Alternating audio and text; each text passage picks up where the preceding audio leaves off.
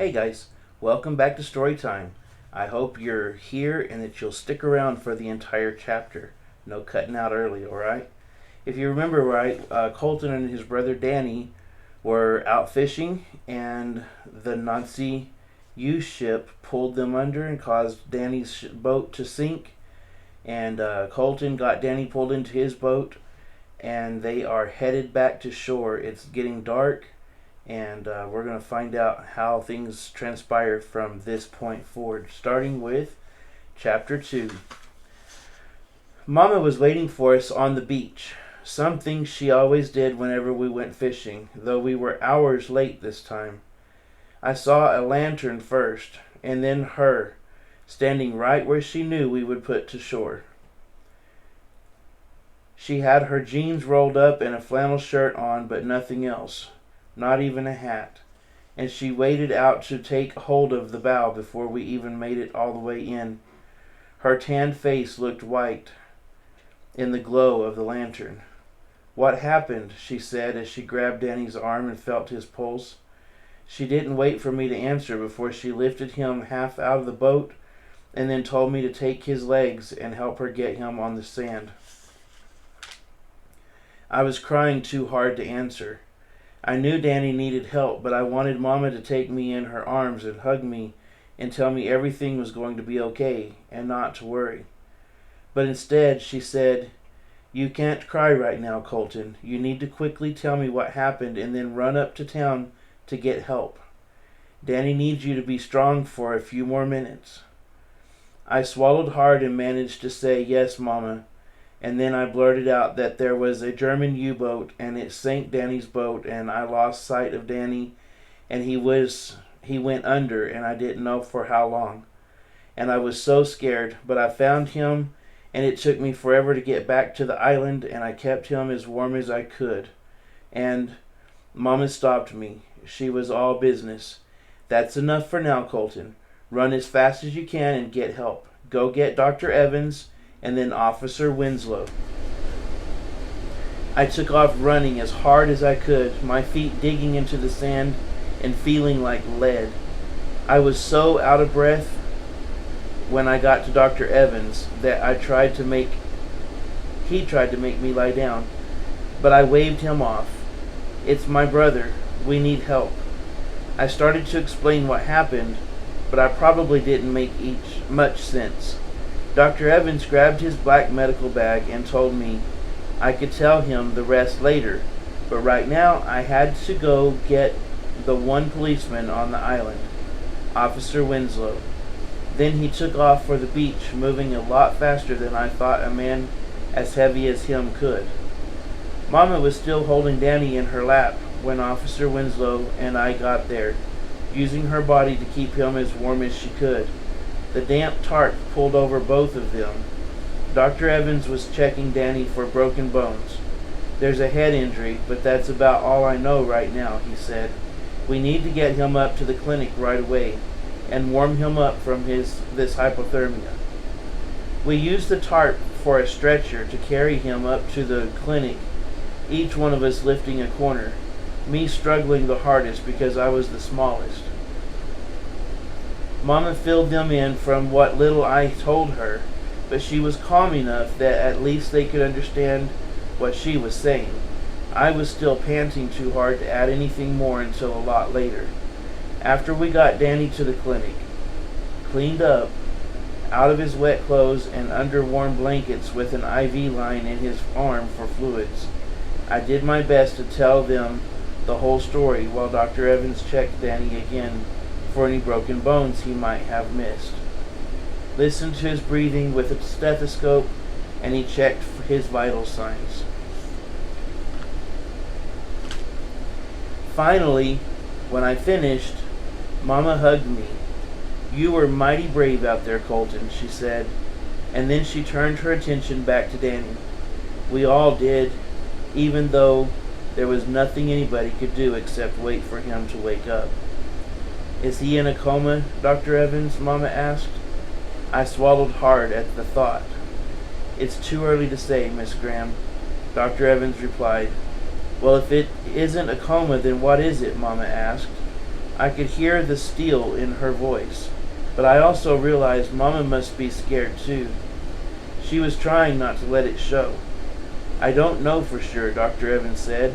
I mean, he's unconscious, but it could be that once he warms up enough, and once we get enough fluids in him, he'll be just fine. This way, he said it. I'm sorry. The way he said it, though not looking at Mama when he talked, made me think Danny really was in a coma, but Dr. Evans didn't want to say it. Even I knew that if you're just unconscious, you'll wake up eventually, but if you're in a coma, you might never wake up. We stayed there with Danny all night. Mama mostly prayed, or leaned over Danny and whispered in his ear in a voice too low for me to hear, and probably too far away for Danny to hear, but she kept trying. Dr. Evans left after a couple of hours, but came back first thing in the morning.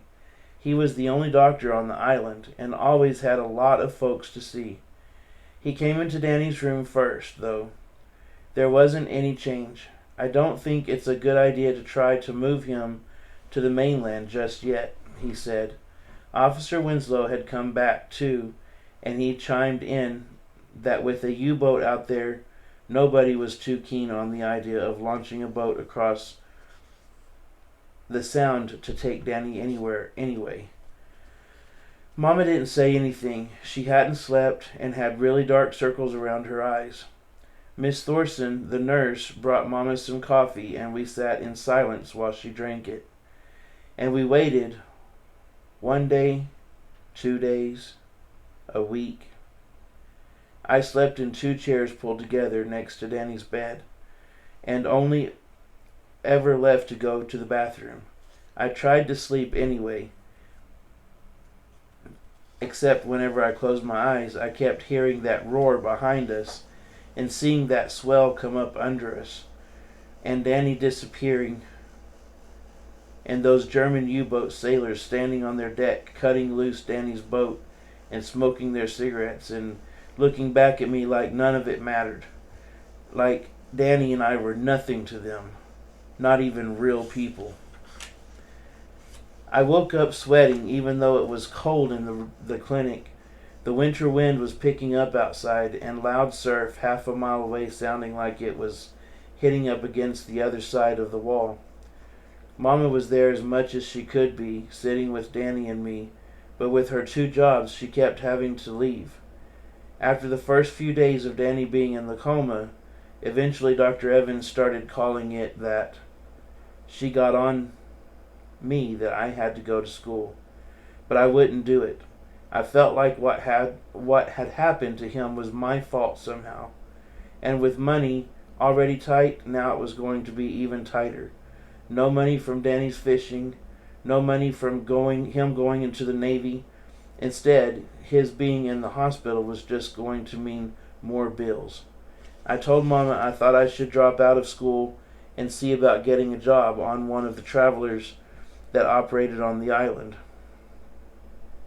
or get with Dean Shepard after school and go out every afternoon with the drop net to catch our own fish, like Danny did, not just once in a while, but like I'd originally figured. Mama hugged me when I told her that. Absolutely not, she said. Your job right now is to go to school and learn. You can help out in the afternoons like you planned, but you're too young to do more than that. We'll figure this out. We always do.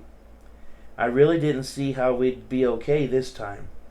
I started to protest, but she interrupted me. It's not your fault, Colton, she said. It's not anybody's fault except the Germans on that submarine and that horrible man. She practically spit the name Hitler, and her face darkened when she said it. That's whose fault it really is, she continued as if she knew him and hated him personally. I hated Hitler too. I hated all the Nazis and wished I had done something, anything, when I had the chance. Maybe I could have started my motor and attacked them, got close enough to throw my knife at them, rammed their U-boat with my dingy and done some kind of damage to something. But I just sat there, scared. Mama finally talked me into going home. You need to change your clothes, take a bath, and get a good night's sleep, she said. Then you can come back. It was the middle of January and already getting dark. I'd been sitting so long that my legs felt weak when Mama and I stepped outside the clinic and stumbled down the street. I'd walked here a million times before, but now everything was different somehow. Ocracoke had always seemed so safe. The ocean could be terrible sometimes, but the island was always something you could take for granted. Only now I kept looking around as if I was expecting Hitler himself to show up with the Nazis to take over the island. We didn't even make it a block to the Methodist church when suddenly there was an explosion out on the ocean. At first we couldn't see anything except a sudden red sky, but we felt it. Everybody stopped dead in their tracks, right in the middle of the street, cars and everything. Then they all started talking at once, wondering what that could have been. Miles out on the ocean, somewhere south of the island, in the back of everybody's mind was the same thing, though. And in an hour we knew it was true. U-boats had sunk a freighter called the Alan Jackson down at Oregon Inlet. Every fishing boat available was rushing out to search for survivors. I never did end up going home, and when Mama ordered me to again, I turned around and went back to the clinic to be with Danny. If I couldn't help on the water, I might as well be with my brother. As I walked, I saw people dashing about, dimming lights, pulling the shades tight, nailing up blankets, and doing whatever else so the whole island could make itself safe by disappearing into the dark. We'd only had electricity on Ocracoke for about 3 years.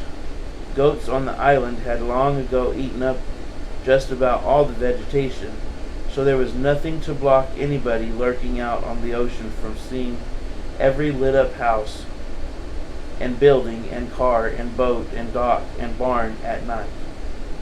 But without anyone talking about it, the whole island either turned off their lights or blacked out their windows. Even the clinic was dark by the time I returned. In the dim room with Danny, I leaned close to his ear, so mad at Hitler and the U-boats and the Germans that I trembled with the whole time, and I made him a promise. I'm going to get them back, Danny. I don't know how, and I don't know what it's going to take, but I swear I'm going to do it. The next day, we found out there weren't any survivors from the Alan Jackson, just oil and debris washed up on shore. And then the following day, the U-boats sank another cargo ship, the city of Atlanta, 7 miles off the North Carolina coast. Only 3 out of 46 survived that torpedo attack. The Coast Guard put a call out for anybody with a big enough boat to volunteer for U-boat patrol duty.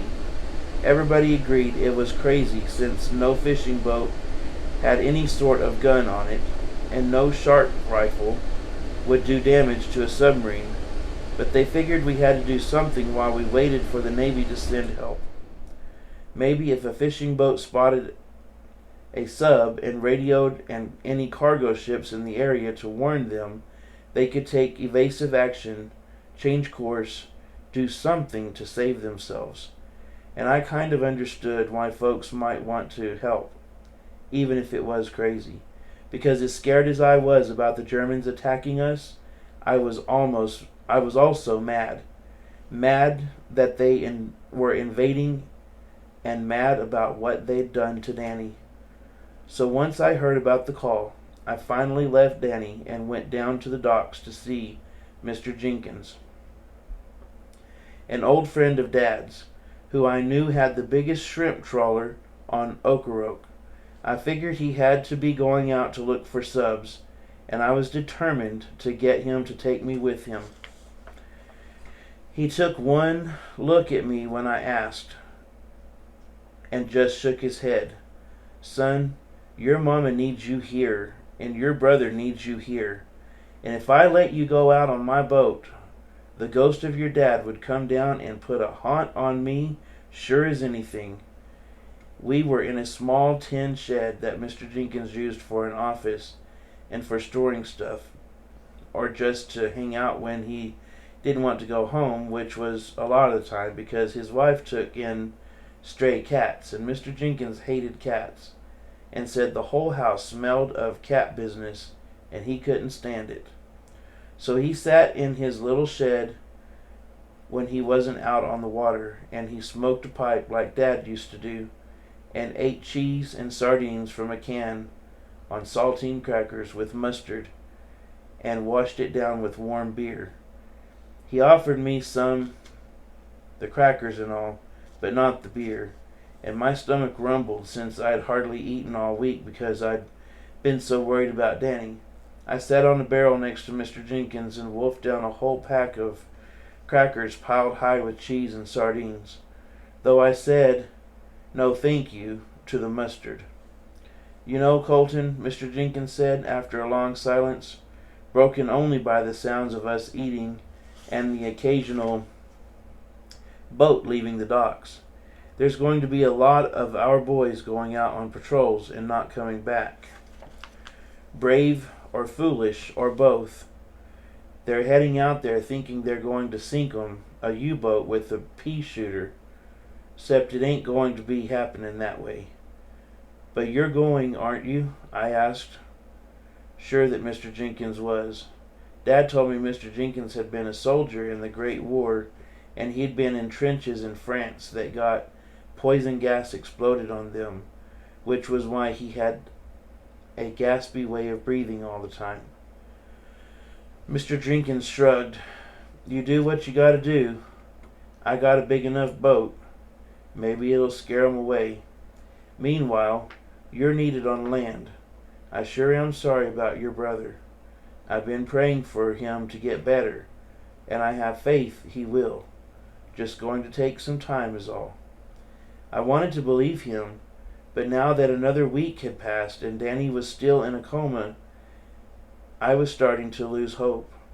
If only Danny had left a week earlier for Riley, the North Carolina capital, where he was supposed to report for duty, none of this would have ever happened. He'd have already been on a bus from the Navy recruitment office up to the Great Lakes Naval Training Center in Illinois to do his basic training on Lake Michigan. I thanked Mr. Jenkins for the cheese and crackers and all, wiped my hands, oily from the sardines, on my jeans, and headed back to the clinic. On the way there, I thought about Mama, about how she hadn't cried once since meeting us on the beach. When I came in that night with Danny, the closest she'd come was one night when I fell asleep in the chairs in Danny's room, and I woke up to see Mama sitting so close to Danny that she was practically on the bed, her hands clenched tight together and her eyes squeezed shut. She was praying, whispering so I couldn't hear, but I still knew, and drops of water rolled down her cheeks, but it wasn't tears. It was Mama praying so hard she was sweating. I didn't think Mama had cried since Dad died, and I knew she wasn't going to start now. She was going to believe Danny would get better, and she was going to pray that it would be so. And she was going to go to work every day and take care of us. I also knew, thinking about all that I had to do something to help, and it wasn't just going to be sitting around by Danny's bed, waiting for him to wake up out of that coma. Since he wasn't bringing in any money now, it was up to me to do it, just like Danny had been the one to step up after we lost Dad. That's the way it was in our family and on the island. More than anything, I just wanted to be a kid, to go back to school and play baseball with Dean Shepard and my other friends, and ride my beach pony and play checkers with Mama when she wasn't too tired from working, and talk to this girl, Denise Olson, who was in my Sunday school class and who I kind of liked. but wasn't going to admit it to anybody, especially her. But it was my turn to help our family, and halfway back to the clinic I stopped, because it just hit me how I was going to do it. This crazy idea that left me out of breath was just thinking about it. Why didn't I take Danny's recruitment papers and his identification and get to Riley? I could join up as him. Everybody said we looked alike and that I was big for my age. I didn't shave, and I didn't have much hair in places you're supposed to get hair, but maybe they wouldn't check down there. Maybe I could wear some of Danny's clothes and a hat pulled down low over my face so they couldn't see me too well, and make myself all dirty like I just came from working on a farm or something. You always looked older when you were wearing a hat and when you had dirt on you, and I'd wear boots so I was taller too. And if they let me in, and if they sent me to the Naval Training Center, Great Lakes, and if I got through that, then maybe, just maybe, they'd put me on a ship in the Atlantic, and I'd chase down every last one of Hitler's U-boats and sink them to the bottom of the sea. I went back down to the ocean instead of to the clinic, and sat on a high sand dune and stared out at the Atlantic. Hours went by while I thought over what I was considering doing. It was crazy, and it probably wouldn't work, and I'd probably just get found out and sent back home. And if it did work, wouldn't I be so scared and homesick that I'd crack being so far away by myself? Would I even be able to make it through basic training? I'd never been farther away from Oak Brook than Moorhead City, and I was just 5 years old at that time and got lost. And when they found me, I was standing in the middle of a street bawling my eyes out. What made me think I could handle leaving the island to go join the Navy? In the end, though, it felt like there wasn't really even a choice to make. In our family, you stepped up when you had to. Danny did it, Mama did it, and now it was my turn. Scared to death as I might be, I was going. So what do you think? Now Colton's going to take off and go join the Navy in his brother's place. Remember now, he's, 13 or 14? And his brother is 17. So there's quite a big age difference there. And but he knows that he's bigger than most kids his age, and he thinks that they won't check out and make sure that to see who he is. You have to remember that we're talking about a little over 95 years ago when this took place, when World War II was happening, and during that time they didn't have ways of checking identification and stuff like that like we do today. So anyway, let's see what happens in chapter 3. Make sure and join us again tomorrow. Don't forget to click subscribe and click that notification bell so you don't miss a thing. I love you guys. Have a great day. Bye.